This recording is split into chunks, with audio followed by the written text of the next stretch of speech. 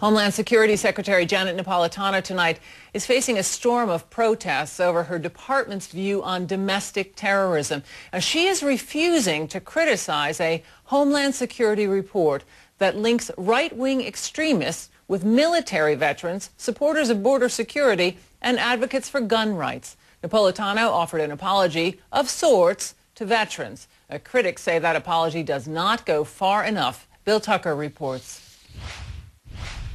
Homeland Security Secretary Janet Napolitano tried to clear up the controversy surrounding her department's report regarding the threat potential of domestic right-wing extremist groups. Single-issue groups such as anti-abortion activists, groups focused on illegal immigration or Second Amendment rights, and military veterans all were mentioned as groups vulnerable to recruitment by right-wing extremists in the report. Veterans who pledged their lives to defend the United States were especially stunned. So without disavowing the report, Secretary Napolitano explained on CNN's American Morning. This is an assessment, not an accusation, as the Veterans of Foreign Wars organization released yesterday. But I know that some veterans groups were offended by the fact that veterans were mentioned in this assessment.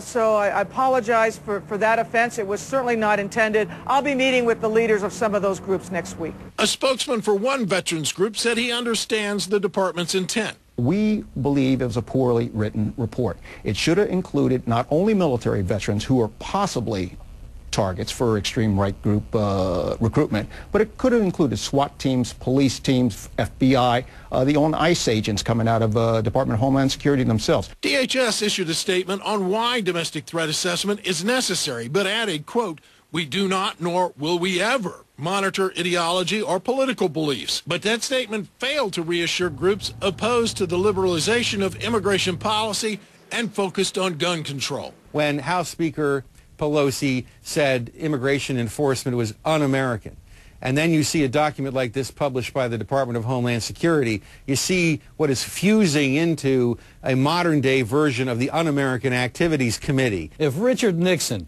had published a profile of his political opponents like this, an enemies list like this, why, he would have been out of office before he was. President Nixon did have such a list, and when it was uncovered and published, it unleashed a fury in the media.